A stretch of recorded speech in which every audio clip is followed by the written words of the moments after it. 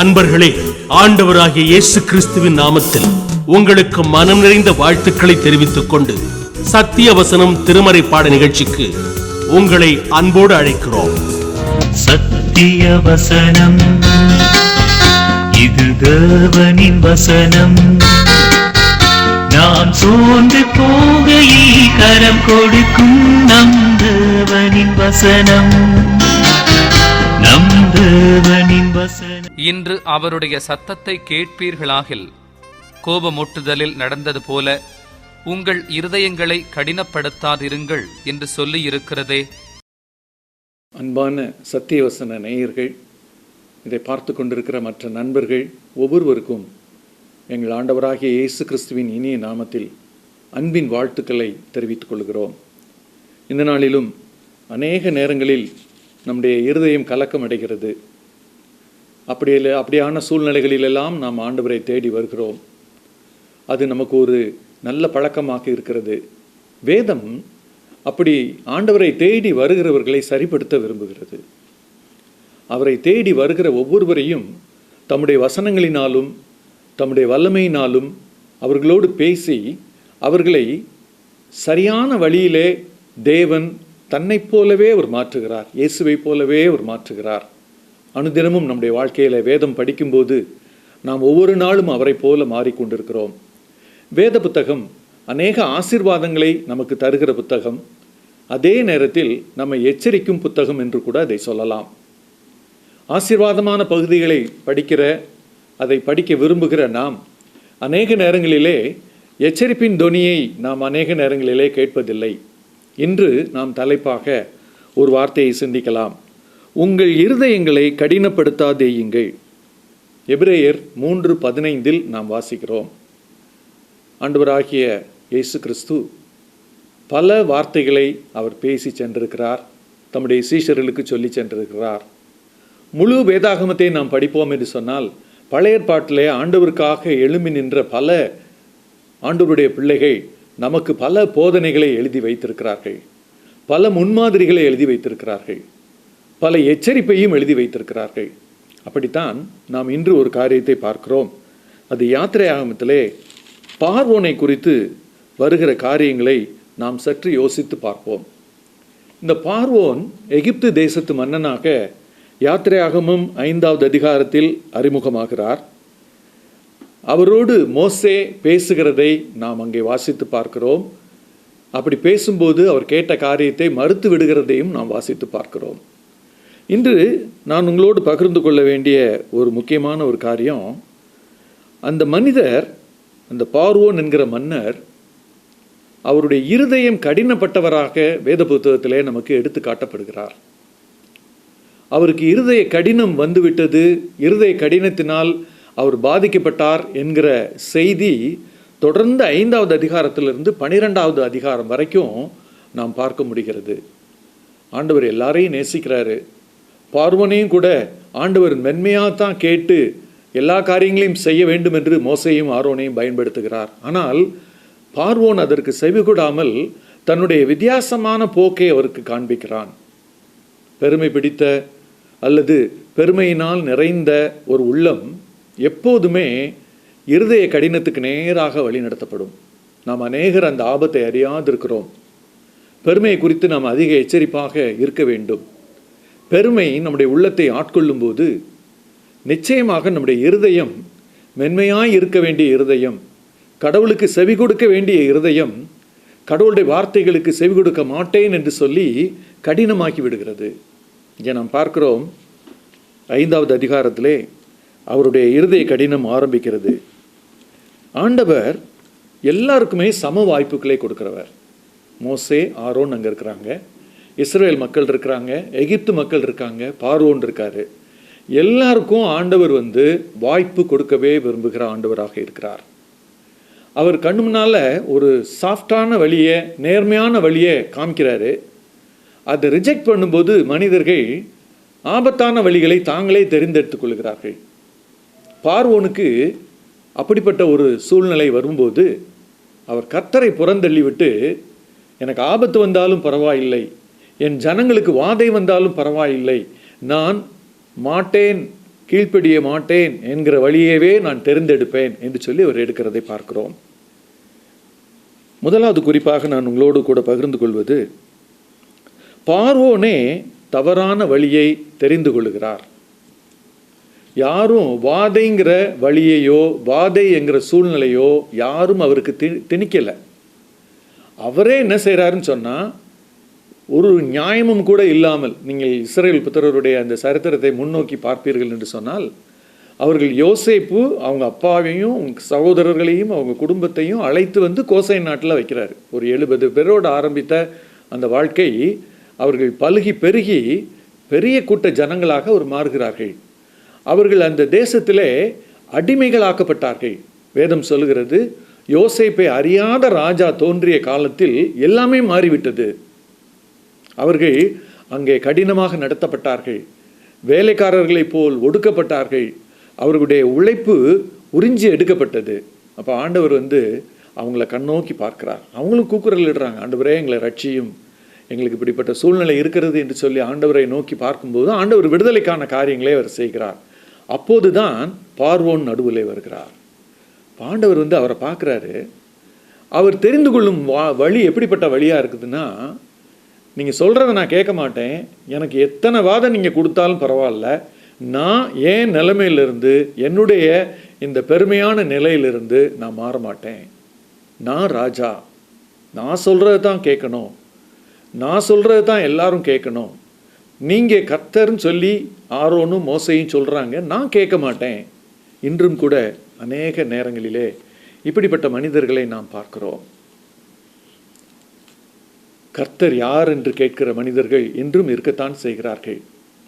அப்படிப்பட்ட சூழ்நிலையிலே பார்வோனுக்கு ஆண்டவர் என்ன பாடத்தை வைத்திருந்தார் என்று சொன்னால், அவனுக்கும் அவனை சார்ந்த மக்களுக்கும் ஆண்டவர் 10 வாதைகளை அனுமதிக்கிறார். நீங்கள் வேதத்தில் நீங்கள் வாசித்து பார்த்தீங்கன்னா, நம்ம ஒவ்வொரு வாதையாக நம்ம எடுத்து பார்க்க போவதில்லை. முக்கியமான ஒரு சில காரியங்களை நாம் பார்க்கிறோம். அந்த வாதை ஆரம்பிக்கிறது கிட்டத்தட்ட நம்ம பார்க்கும்போது 5வது அதிகாரத்துக்கு பிறகே ஆண்டவர் ஒவ்வொன்றாக செய்ய ஆரம்பிக்கிறார். ஒவ்வொன்றிலும் அவனுடைய இருதயம் கடினப்படுவதை அங்கே பதிவு பண்ணப்பட்டிருக்கிறது. நீங்கள் வாசித்து பார்ப்பீங்கன்னு சொன்னால், அங்கே வந்து மீண்டும் மீண்டும் மீண்டும் என்ன நடந்தாலும் சரி, பார்வோனுடைய இருதயம் கடினப்பட்டது, பார்வோனுடைய இருதயம் கடினமானது. இப்படியே நாம் கடைசி வாதை வரைக்கும் நம்ம வாசித்து பார்க்கலாம். அதில் முதல் 2 வாதைகளை நீங்கள் யோசித்து பார்ப்பீங்கன்னு சொன்னால், அங்கே இருக்கிற மந்திரவாதிகளும் செய்கிறாங்க. ஆனால் 3வது வாதை அவர்களால் செய்யக்கூடாத ஒன்றாய் போய்விட்டது. அப்போ தான் பார்வோன் கொஞ்சம் திரும்பி பார்க்குறார். அது வரைக்கும் அவர் நினச்சது, எல்லாரும் செய்கிறாங்க, இதெல்லாம் ஒரு பெரிய காரியம் இல்லை அப்படின்னு சொல்லி. ஆனால் 3வது அந்த வாதையை அவர் கண்கூடாக அவர் பார்க்கிறார். அந்த வாதையை அவர்கள் அந்த மந்திரவாதிகள் யாரும் செய்யக்கூடாது போனது மாத்திரமல்ல, நீங்கள் வாசித்து பார்த்தீங்கன்னா 8வது அதிகாரத்தில் இது தேவனுடைய விரல் என்று சொல்லி 19வது வசனத்தில் அவங்களே சொல்கிறாங்க. ஒன்றும் செய்ய முடியாது, இது தேவனுடைய விரல், நீங்கள் தேவனை எதிர்த்து கடவுளை எதிர்த்து சண்டை போட்டுக்கிட்டு இருக்கீங்க அப்படின்னு சொல்லி அவங்க தெளிவாக சொல்லுகிறார்கள். ஆனால் இந்த 3வது வாதையின் போது பார்வோன் ஒன்றை கற்றுக்கொள்கிறார். ஆனால் கற்றுக்கொண்டும் பிரயோஜனம் இல்லாமல் போகிறது. என்ன கற்றுக்கொள்கிறார்? ஜெபிப்பதை குறித்து அவர் கற்றுக்கொள்கிறார். நீங்கள் 9வது வசனத்தில், யாத்திராகமம் 8வது அதிகாரம் 9வது வசனத்தில், மோசே பார்வோனை நோக்கி, தவளைகள் மாத்திரம் இருக்கத்தக்கதாய் அவைகளை உம்மிடத்திலும் உம்முடைய வீட்டிலும் இல்லாமல் ஒளிந்து போகும்படி செய்ய உமக்காகவும் உம்முடைய ஊழியக்காரருக்காகவும் உம்முடைய ஜனங்களுக்காகவும் நான் விண்ணப்பம் பண்ண வேண்டிய காலத்தை குறிக்கும் மேன்மை உமக்கே இருப்பதாக. இப்போ என்ன அவங்களுக்குள்ளே வருகிறது என்று சொன்னால், நான் ஜெபம் பண்ணும்போது, நான் விண்ணப்பம் பண்ணும்போது ஆண்டவர் ரிமூவ் பண்ணுவார், இது எத்தனை நாள் இருக்கட்டும்ங்கிறத நீங்களே முடிவு பண்ணுங்க அப்படின்னு மோசே சொல்லுகிறார். அதற்கு பார்வோன் சொல்கிறாரு, நாளைக்கு அப்படின்னு சொல்கிறார். வேத பண்டிதர்கள் சொல்கிறாங்க, அவர் எப்படி யோசித்திருக்க கூடும் என்று சொன்னால், தவளை தானே, ஒரு நாளில் தவி தவி போயிடும், இதுக்கு போய் நம்ம என்ன செய்யணும், எதுக்காக கர்த்தருக்கு கீழ்ப்படியணும், அவருக்கு கீழ்ப்படிந்து ஏன் ஜனங்களை அனுப்பணும். ஆனால் தவளைகள் போகாதது மாத்திரமல்ல, திரும்பவுமாய் மோசே என்ன மாதிரி ஜெபம் பண்ணானோ, என்ன மாதிரி ஆண்டவர் இடத்துல கேட்டானோ, அப்போ கரெக்டாக அவர் ஆண்டவர் என்ன செய்கிறாருன்னா தவளைகள் அங்கே செத்து போக பண்ணும்படி செய்கிறார். அவர் நினச்சாரு தவி போயிடும் அப்படின்னு நினச்சாரு. ஆனால் நீங்கள் வாசித்து பார்த்தீங்கன்னா எகிப்தே நாறி போனது, அவர்கள் அத்தனையும் சுத்தப்படுத்த வேண்டிய கட்டாயத்திற்குள்ளாக தள்ளப்பட்டார்கள். இதை வாசித்து பார்க்கிற நமக்கு ஆண்டவர் ஒரு காரியத்தை சொல்லுகிறார். ஆண்டவரோடு போர் புரியக்கூடாது. ஆண்டவர் சொல்லும்போது கீழ்ப்படிய வேண்டும். ஆண்டவர் நம்மை அழைக்கும்போது அவருக்கு செவிமடுக்க வேண்டும். நம்முடைய பாவ வாழ்க்கையிலே வாழும் ஒவ்வொரு மனிதனையும் ஆண்டவர் அழைக்கிறார். மனம் திரும்பும்படி அழைக்கிறார். பாவத்தை விட்டுவிடும்படி அழைக்கிறார். நீ போகக்கூடிய வழி ஆபத்து என்று சொல்லி அவர் சொல்லி அழைக்கிறார். ஆனால் எத்தனை முறை நாம் அவருடைய சத்தத்துக்கு செவி கொடாமல் கர்த்தருக்கு நான் ஏன் கீழ்ப்படிய வேண்டும் என்று சொல்லி நாம் கேட்கிற போதெல்லாம் நமக்கு யார் நினைவு வரணும் தெரியுமா? பார்வோன் அப்படித்தான் கேட்டார். அவருக்கு கீழ்ப்படிய அவர் யார்? அவருக்கு நான் கீழ்ப்படிய வேண்டிய அவசியம் இல்லை. இன்றும் கூட நாம் அப்படி சொல்லுகிறோம் அல்லவா? எத்தனையோ பேர் வேதத்தை வாசிக்கிறவர்கள் கூட, எத்தனையோ பேர் ஆலயத்துக்கு ஒழுங்காக போகிறவர்கள் கூட அநேக நேரங்களிலே சோர்ந்து போய் கீழ்ப்படிய மறுக்கும் சூழ்நிலையை அவர்கள் சர்வசாதாரணமாக கையாளுவதை பார்க்கிறோமே. ஆண்டவர் அவருக்கு எதிர்த்து நிற்கும் ஒவ்வொரு மனிதனையும் பரிதாபத்தோடு பார்க்கிறார்.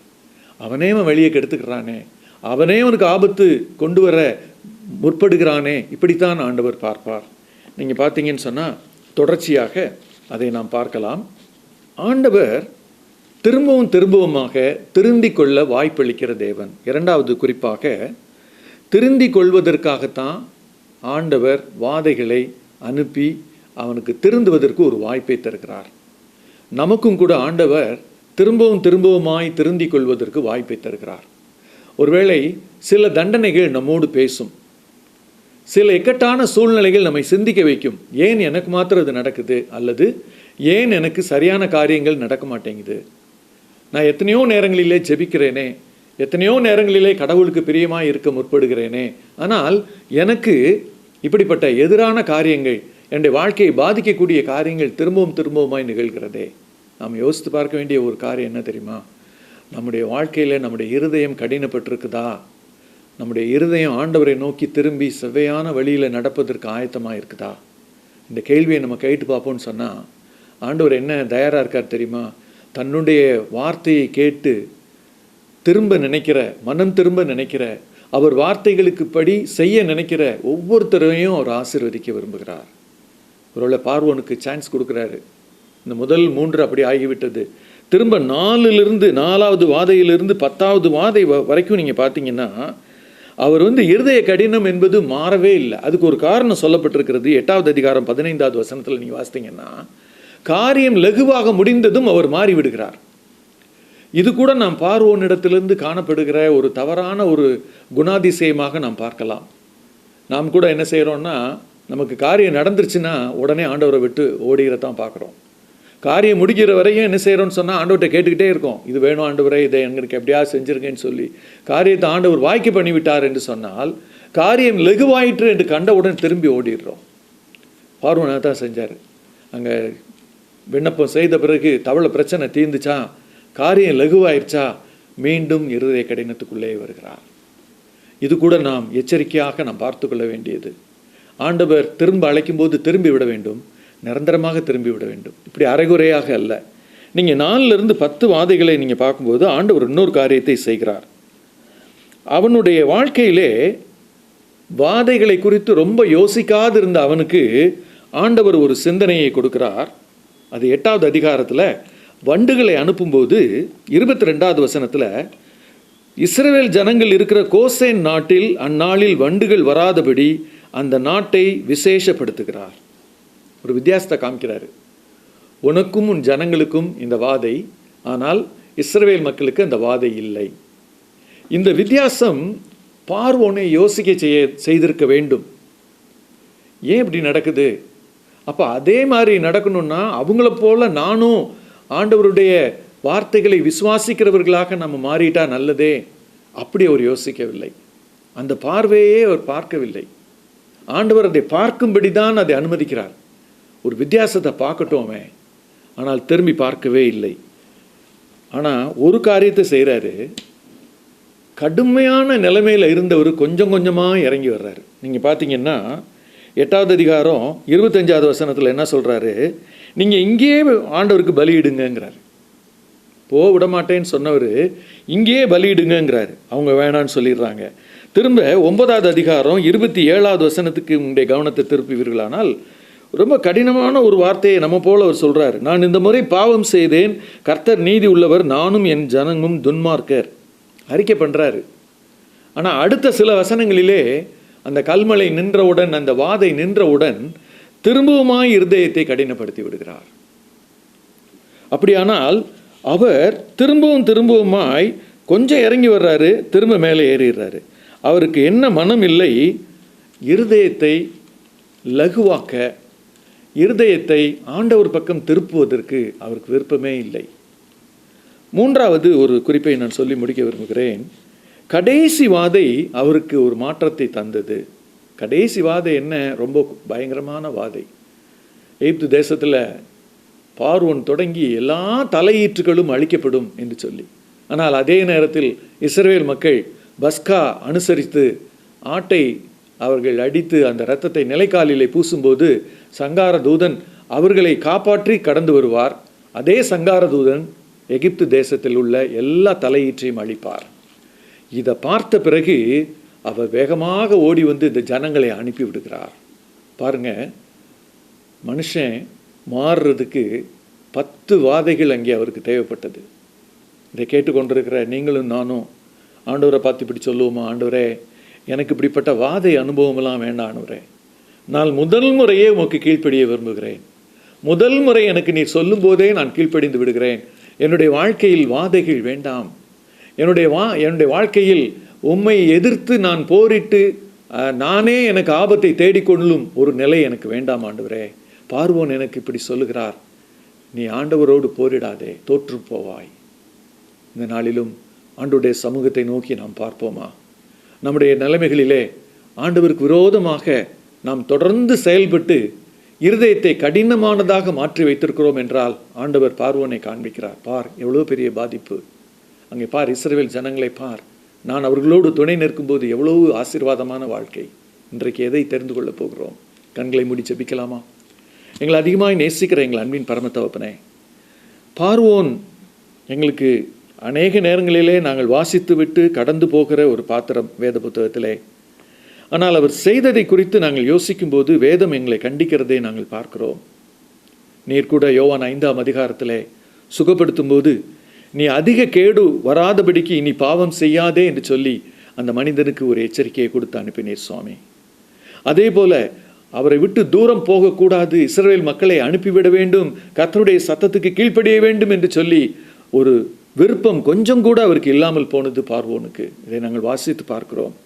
எங்களுடைய இருதயத்தில் எங்களை ஆராய்ந்து பார்க்கிறோம். ஒருவேளை அநேக முறை பார்வோனை போல உம்முடைய வார்த்தைகளுக்கு நாங்கள் எதிர்த்து நிற்கிறோம். நீர் செய்ய சொல்லுவதை செய்ய மாட்டோம் என்று சொல்லி எதிர்த்து நிற்கிறோம். எங்களுடைய வாழ்க்கையில் ஏன் வாதைகள் இருக்கிறது, ஏன் துன்பங்கள் இருக்கிறது, ஏன் பிரச்சனைகள் இருக்கிறது என்ற கேள்விகளை நாங்கள் யோசித்து பார்க்கும்போது ஒருவேளை பார்வோனை போல நாங்களும் உம்மை விட்டு விலகி நின்று கர்த்தர் யார், அவருக்கு நான் ஏன் கீழ்ப்படிய வேண்டும் என்று சொல்லி இருதயத்தை கடினப்படுத்தி வைத்திருந்தோமானால் எங்களை மன்னிக்கும்படி ஜெபிக்கிறோம். இன்றைக்கி அந்த இருதய கடினங்களெல்லாம் உடைத்து எறிந்து கர்த்தர் எங்களுக்கு ஒரு நல்ல இருதயத்தை, நவமான இருதயத்தை கொடுத்து அதில் ஆவியானவரை தந்து நாங்கள் உண்மை தேடவும் உண்மை பற்றுக்கொள்ளவும் உமக்காக வாழவும் நீர் உதவி செய்யும்படி ஜெபிக்கிறோம். நன்றியோடு துதிக்கிறோம், ஸ்தோத்திரிக்கிறோம். இயேசு கிறிஸ்துவின் இனிய நாமத்தில் ஜெபத்தை ஏறெடுக்கிறோம் எங்கள் ஜீவனுள்ள நல்ல பரம தகப்பனே. ஆமேன்.